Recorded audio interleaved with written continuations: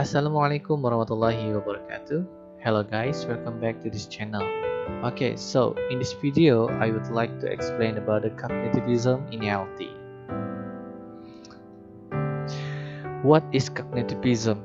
Well, in this slide you can see cognitivism is based on the thought process behind the behavior. Okay, so if you already watched the previous video about behaviorism, so I think you already know that based on the behaviorism, people believe that someone learning when they do practice or frequently and then make it as a habit, right? But in the cognitivism, they don't take this one. They have another view how people learn something. So based on the cognitivism, they call someone is learning when this person their brain process the knowledge.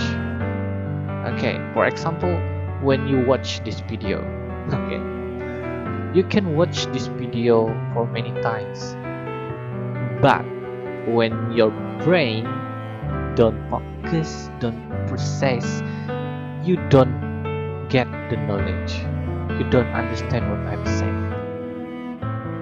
Yeah, you don't need to watch it for 10 times. When you only watch it in one time, yeah, once, you focus, you do a concentration. So the cognitivism believe when someone brains the brain can understand, can make our body do. So at that time you master the knowledge. But when your brain don't know, even though you do it for many times, the cognitivism call that you are not learning. Another example, like you are in the class when your teacher teach you, but your brain thinking of something outside of the class. Maybe you're thinking of your girl or your boyfriend. You don't focus to what your teachers talk about, and then even though you following, you speak up, you repeat what your teacher say, but your brain don't process it, you are not learning. So this is talk about people should use their brain. Because of that, we call cognitivism is based on the thought, based on your mind, based on your brain. That is not about behavior. That is not about habit. When you do it frequently, but the brain don't process it, you are not learning. Okay. Learning involves the reorganization of experiences, either by attaining new insights or changing old ones. Thus, learning is a change in the knowledge which is stored in memory and not just a change in behavior. Well, like this, just this like the previous example, when you watch this video about the cognitivism, you get 1 point, we call A point, and then you watch another video still with the same topic, cognitivism, and then you get the B point. Okay, this B point can replace this A point, or you can combine it, yeah, this point to this point, and then you find you have new insight, new thing, yeah. So that at that time your brain are learning. But when you are learning in this one and then in this one, but you don't process it and you don't focus, you don't do a concentration, both are lost, even though you watch it for a million times. Okay, so that's what cognitivism believe. Yeah. So there are many example, many application that you can use in your class, but okay, I want to make it clear to you.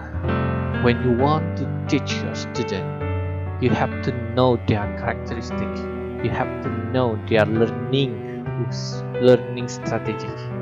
Yeah, some students are good at the visual. Some students are good at audio, and some students are good at the kinesthetic, and then some students good at audio visual, and some students are good in another things. Yeah. So when you are a teacher, you have to know your students' characteristic.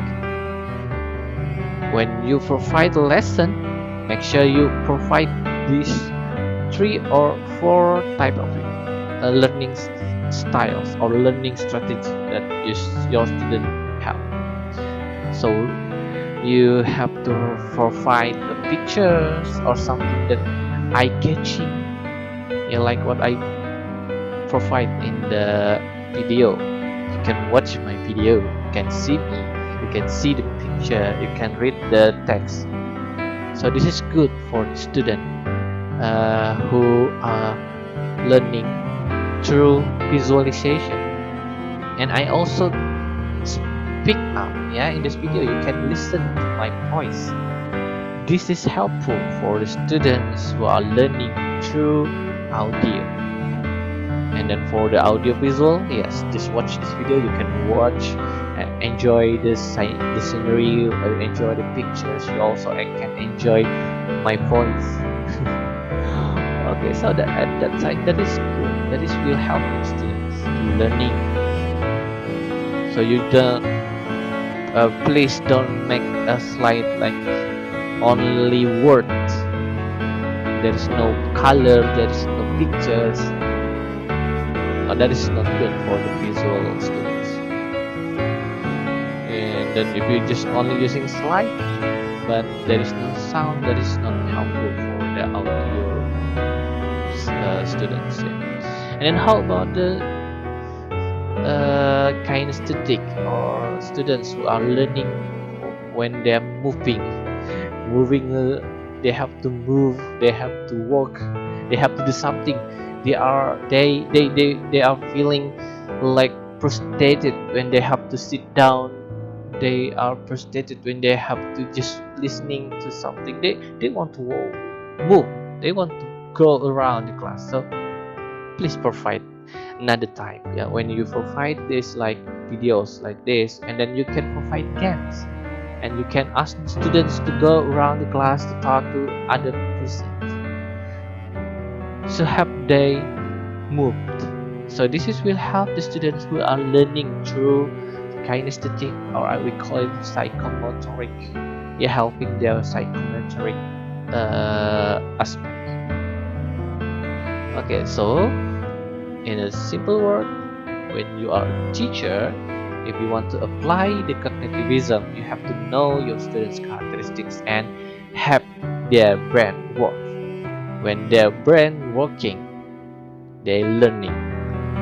Even though you are explaining for 24 hours in front of them, but their brain don't process what you are talking about, they are not learning. They don't get anything from you. So you have to find ways how to make their brain working. Yeah, you have to know their characteristic one by one, because every single student has their own specific and unique characteristic. Some students good when you only explain one time, but some students need several times until their brain can process it. Yes, so when you are going to be a teacher and you believe this cognitivism is a good theory, and then you want to implement it in your class, you have to check your students' character first. When you know them, you can provide good lesson, and then at that time you are being a good teacher. Okay, so that's all my explanation about the cognitivism in ELT. Maybe that is too short to explain this theory. I want to continue this discussion in the comment box below. Please speak up, yeah, and just ask me questions. Feeling happy to answer all of your questions. So, thank you very much for watching till the end. See you in the next video. Wabillahi taufiq wal hidayah. Wassalamualaikum warahmatullahi wabarakatuh. Bye everyone. Cheers.